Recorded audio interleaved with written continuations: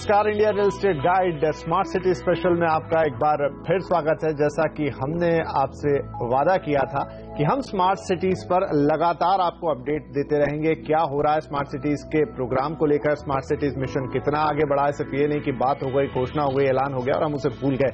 तो आज हम एक बार फिर हाजिर हैं अपने इस स्मार्ट सिटी स्पेशल को लेकर और हमारा पूरा एक्सपर्ट पैनल जो पिछली बार भी हमारे साथ था, हमारे साथ शामिल है। एक बार फिर आपसे तारुफ करा दें, हमारे साथ हैं अरविंद नंदन साहब, ईडी हाउसिंग.com, साथ में है Pankaj Kapoor ji, MD Liases Foras, और Pratap Patode ji, founder Smart City Council of India. आप तीनों का ही बहुत बहुत स्वागत है। तो पिछले महीने हमने तब बातचीत की थी जब स्मार्ट सिटीज के नेम अनाउंस हुए थे, अलग अलग कंटेंडर्स हर स्टेट से लेकर, तब से लगभग एक महीने का वक्त बीत चुका है। प्रताप जी, आपसे जानना चाहूंगा कितनी प्रगति हुई, हालांकि बहुत छोटा वक्त है लेकिन फिर भी।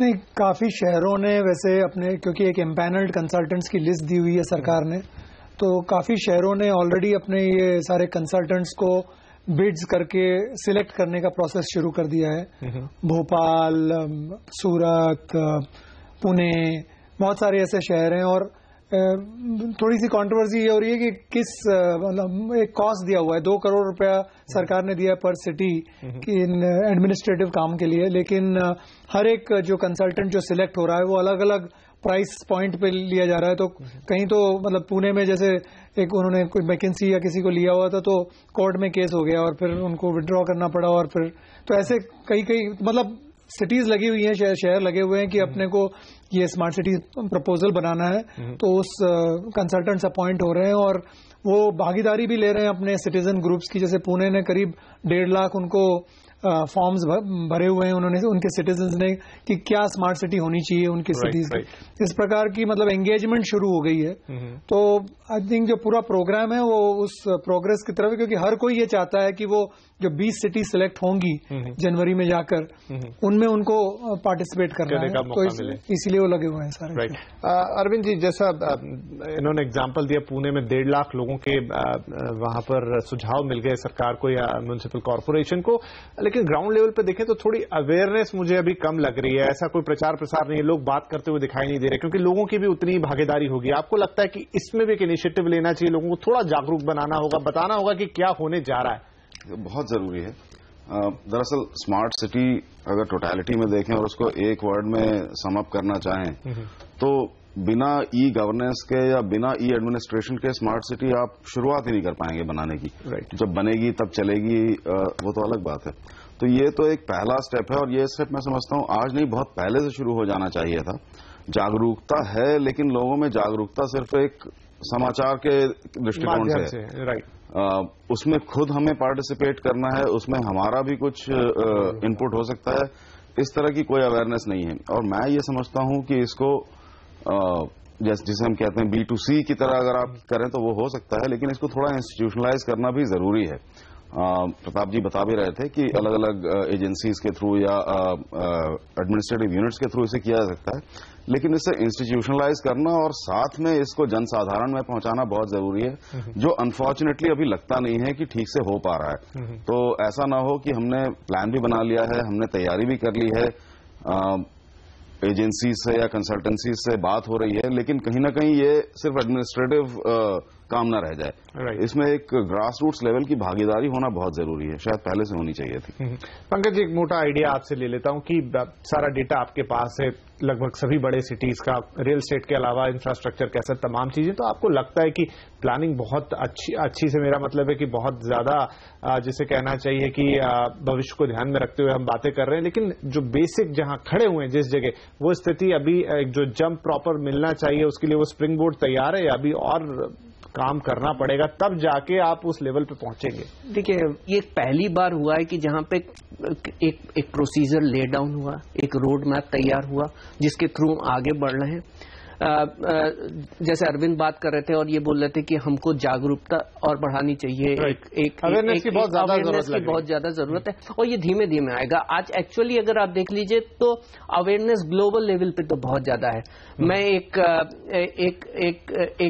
ग्रुप में था, IIT और एम्स्टर्डम यूनिवर्सिटी के का जो है एक पैनल डिस्कशन हो रहा था, तो वहां का मेयर इंस्पायर था और वो इंडिया आया था ये समझने के लिए कि स्मार्ट सिटी इंडिया का कॉन्सेप्ट क्या है। आज भी अगर देख लीजिए तो आज की हेडलाइन न्यूज ये बताती है कि यूएन में नरेंद्र मोदी जी जो है सस्टेनेबल डेवलपमेंट और स्मार्ट सिटी के ऊपर जो है वो बात कर रहे हैं। तो अगर हम देखें तो कुछ हद तक हो रहा है, लेकिन जिस लेवल पे जाना चाहिए तो हम एक ग्लोबल लेवल मीडिया में तो बात कर रहे हैं, लेकिन जो एक आम आदमी है जो उस स्मार्ट सिटी का एक बेनिफिशियरी तो होने वाला चाहता है, जागरूकता वहां पे होना जरूरी है। वो होर्डिंग्स आनी चाहिए जहां पे ये जरूर होना चाहिए, कहना चाहिए, डोर टू डोर कैंपेन हो जाए, डोर टू डोर कैंपेन हो जाए और ये बोले कि आप पूरा मीडिया है जो स्मार्ट सिटी पे इतनी न्यूज कर रहा है, स्मार्ट सिटी के बारे में उन्हें ये भी बोलना चाहिए कि आपका ऑनलाइन फॉर्म है, आप जाकर के वहां पे अपनी विश लिस्ट डाल सकते हैं, आपको क्या चाहिए और क्या नहीं चाहिए इसके बारे में लिख सकते हैं। चलिए, तो अब ये थोड़ी सी आधारभूत बातें हो गई और जैसा हम हर बार कर रहे हैं, हमने कहा था कि हम अलग अलग स्मार्ट सिटीज में ये देखेंगे कि रियल एस्टेट की क्योंकि बात हो रही है यहाँ पर, तो किस तरह के ऑप्शंस वहां मौजूद है। क्या ये हो सकता है कि अब आज निवेश का सोचे और भविष्य में इसके फायदे हमें मिले, क्योंकि आखिरकार ये शहर स्मार्ट बनने जा रहे हैं तो प्रॉपर्टी भी यहाँ की स्मार्ट होगी। इस बार हमने स्टेट्स लिए हैं, मध्य प्रदेश और गुजरात। गुजरात से शुरुआत करते हैं। प्रताप साहब, गांधीनगर, अहमदाबाद, सूरत, वडोदरा, राजकोट और दाहोद, ये 6 शहर मार्क किए गए हैं गुजरात की तरफ से। अब इसमें से गांधीनगर, अहमदाबाद, सूरत और वडोदरा तो कंपैरेटिवली काफी हद तक स्मार्ट सिटी बनने के लिए एक लगता है बेंचमार्क उनके पास है, जो जरूरतें होनी चाहिए। राजकोट और दाहोद भी फॉलो आगे कर सकते हैं, लेकिन अगर हम गांधीनगर, अहमदाबाद की बात करें, ये शहर आपको कैसे दिखाई देते हैं? देखिए, गांधीनगर में तो आई थिंक क्वाइट थोड़ा सा एक प्लानिंग पहले से ही है, जैसे इस प्रकार वो मतलब ऑलरेडी एक मेट्रो का प्लान चल रहा है वहां पर, और जो मेन कंजेशन जो सिटी में था वो तो अहमदाबाद की तरफ हो गया है। तो गांधीनगर को एक उस प्रकार से एक एडवांटेज मिल गया है कि वो ज्यादा प्लानिंग उसमें मतलब क्रिएट करी जा सकती है। सूरत इन चीजों में एक्चुअली लोगों इन बाकी शहरों से ज्यादा आगे है, क्योंकि उनके ये सब डिपेंड करता है कि सिटी लीडर कैसे है। तो उस प्रकार से आई थिंक गुजरात बाकी हर वर्ग के हर सेक्टर के हिसाब से वो इस क्षेत्र में भी ज्यादा आगे जाना चाहता है। तो इस प्रकार की प्लानिंग तो मुझे लग रही है कि गुजरात में काफी है। चलिए, यहाँ पर ले लेता हूँ छोटा सा ब्रेक, और ब्रेक से आएंगे तो फिर अरविंद जी, पंकज जी से जानेंगे कि गांधीनगर, अहमदाबाद तैयारी बहुत कुछ लग रही है, सूरत भी बिल्कुल तैयार खड़ा दिख रहा है। तो आज यहाँ पर रियल एस्टेट का क्या हाल है, और अगर आज इन्वेस्टमेंट होता है तो क्या ये स्मार्ट रिटर्न भी दे पाएगा? छोटे से ब्रेक के बाद।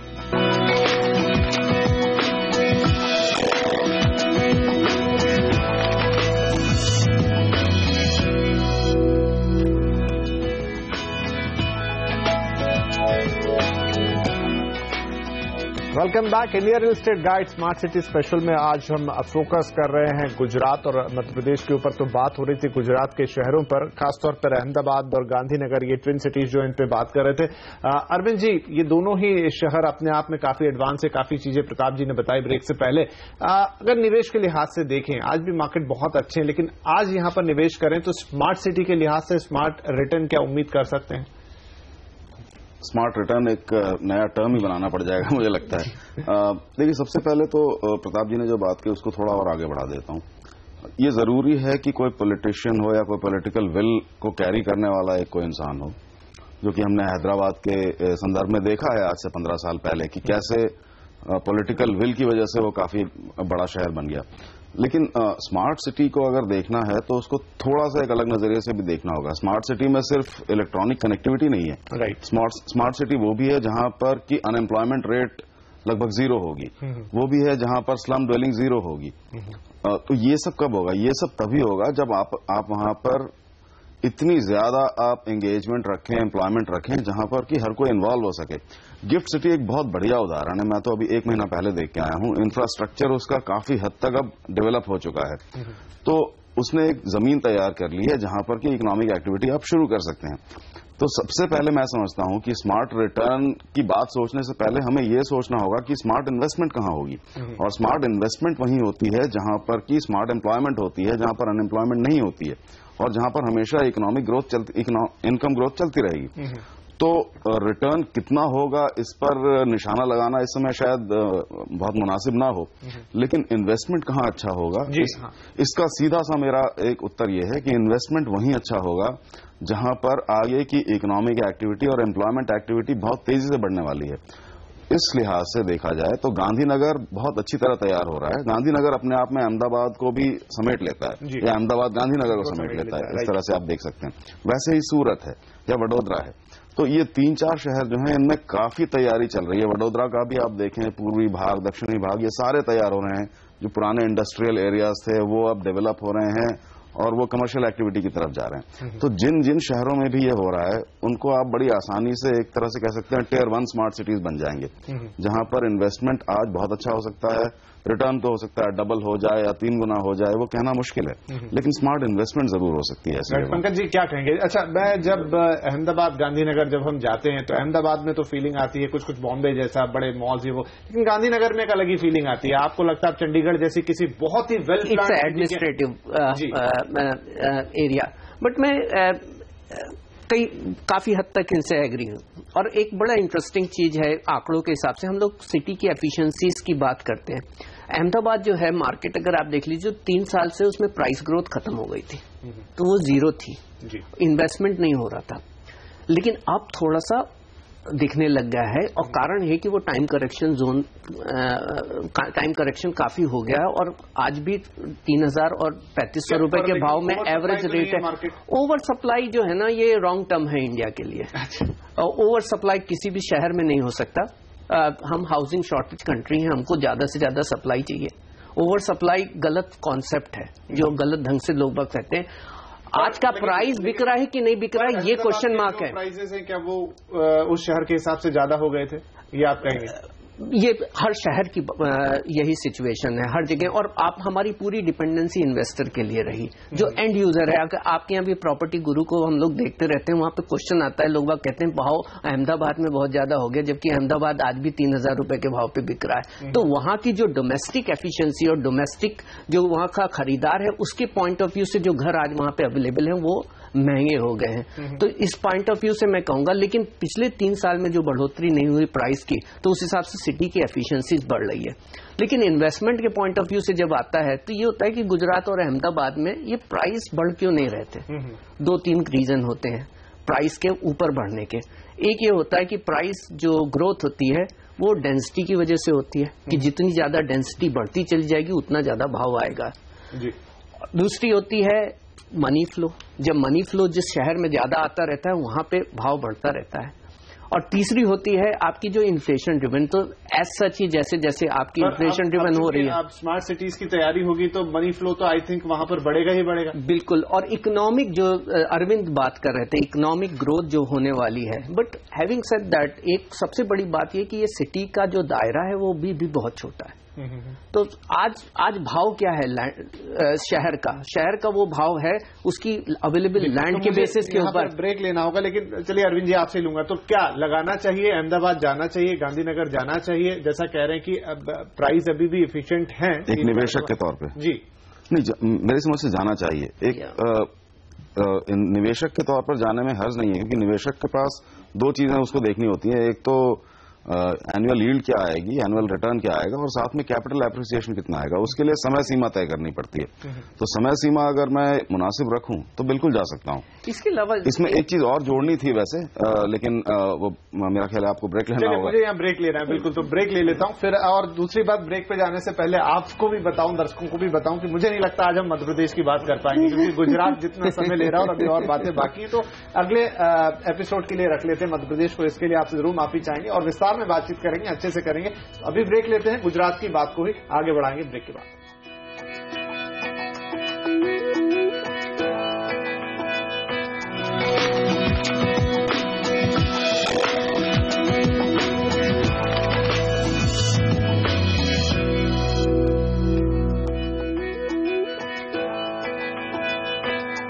Welcome back. India real estate guide smart city special में फिर से स्वागत है। और ब्रेक से पहले ही मैंने आपसे कह दिया कि आज मध्य प्रदेश की बात नहीं हो सकती, जो हमने शुरुआत में कहा था, लेकिन सिर्फ गुजरात पे अपना फोकस रखते हैं। 6 शहर गुजरात के हैं जिन पर बातचीत कर रहे हैं। अहमदाबाद, गांधीनगर, सूरत, वडोदरा, राजकोट और दाहोद। राजकोट और दाहोद जो शुरू के 4 शहर हैं उनसे थोड़े से अलग हैं। ज्यादा एक्टिविटी हम उनमें उस तरीके से देखते नहीं है और उस तरह का इंफ्रास्ट्रक्चर भी नहीं है। प्रताप जी, इनकी क्या गुंजाइश है, कैसे रहेंगे ये उस मापदंड पर? देखिए, मेरा मानना है कि ये जो छोटे शहर जिनकी इतनी विजिबिलिटी नहीं है और जो शहर एक्चुअली अमृत के अंदर है, क्योंकि क्या है कि 500 शहर करीब अमृत के अंदर भी हैं, तो उस हिसाब से गुजरात में ये इन शहरों के अलावा अमृत के भी जो क्वालिफाइंग शहर है जिनको भी ये फाइनेंसिंग मिलेगी, मुझे लगता है सबसे गेम चेंजिंग इम्पैक्ट तो वहां होने वाला है, क्योंकि वहां तो सिर्फ बेसिक एक इंफ्रास्ट्रक्चर प्रोवाइडेड है, लेकिन अगर आपने वहां पर एक स्टेशन बना दिया या पोर्ट के नजदीक है तो पोर्ट बन गया,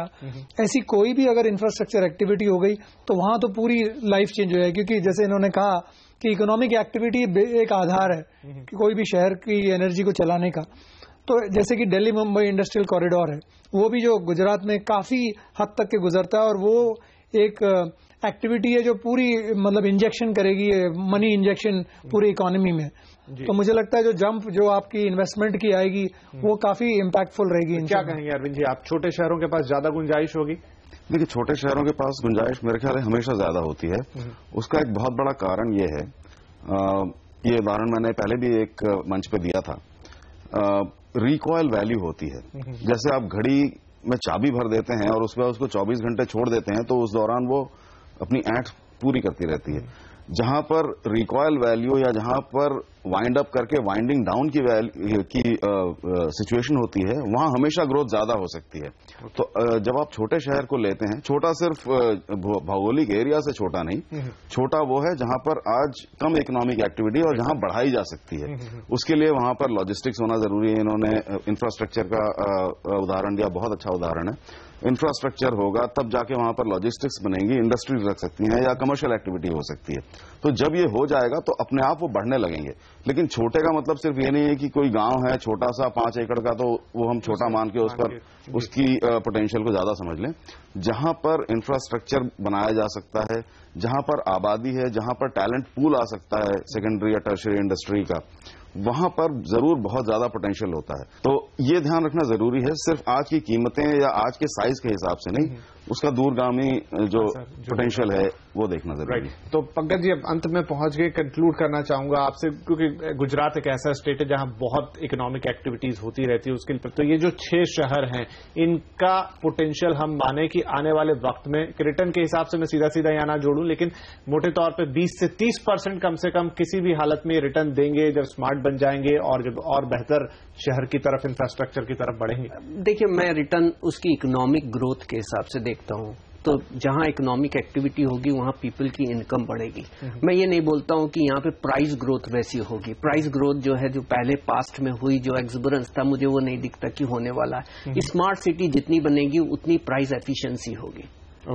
स्मार्ट सिटी जितनी बनेगी वहां पे लाइफ एफिशिएंसीज होगी। तो जहां पे एफिशिएंट ज्योग्राफी होती है वहां बहुत ज्यादा प्राइस ग्रोथ नहीं होती। बट कंट्री के लिए बहुत इंपॉर्टेंट है कि हमको अपने वेल्थ इफेक्ट्स के अंदर रहना है कि हमको इंसान की इनकम की ग्रोथ दिखनी है। तो मेरे हिसाब से जो परिप्रेक्ष्य है स्मार्ट सिटी का, वो एक ह्यूमन वेल्थ और जो उसकी जो इनकम है उसकी ग्रोथ ज्यादा देखनी पड़ेगी, रेदर देन उसके खरीदे हुए उस घर की वैल्यू ज्यादा बढ़े, इसके ऊपर ध्यान देना पड़ेगा। लेकिन बढ़ेगी तो जरूरी बढ़ेगी, क्योंकि हम बढ़ेगी तो जरूर मैं समझता हूं, बिल्कुल ही बढ़ेगी। लेकिन मेरे को ये ज्यादा लग रहा है कि ये वहां पे इकोनॉमिक पावर्स बढ़ेंगी, वहां पे एम्प्लॉयमेंट बढ़ेगा और लोगों को एक सेंस ऑफ प्राइड आनी चाहिए अपनी सिटी में। आज तक के हमने सुना है सब टी शर्ट में पहनते हैं आई लव न्यूयॉर्क और ये वो, हमें यहाँ पर अब देखना चाहिए कि I love Gandhinagar, I love Ahmedabad, ये सारे टी शर्ट जिस दिन पहने लोग तो उस दिन लगे कि उनको एक प्राइड आ रही है, क्योंकि ये सारी चीजों की वजह। तो गुजरात के शहरों पर आज हमारा फोकस रहा, सब कुछ बहुत अच्छा और आने वाले वक्त में लगता है और बेहतर। जो प्रताप जी की बात है कि एक दिन ऐसा कि जब हम आई लव सूरत और आई लव वडोदरा, तो वो दिन भी आएगा तो बहुत अच्छी बात है। निश्चित तौर पर स्मार्ट रिटर्न तो मिलेंगे ही, लेकिन अभी लंबी कहानी है, इस पर चर्चा होती रहेगी। तो आज यही समाप्त करते हैं, अगले हफ्ते फिर आपसे मुलाकात होगी और फिर स्मार्ट सिटी की इस चर्चा को आगे बढ़ाएंगे, कुछ और शहरों की चर्चा करेंगे। तब तक के लिए आप तीनों का भी बहुत बहुत धन्यवाद और आप सभी का भी इस कार्यक्रम में हमारे साथ शामिल होने के लिए नमस्कार।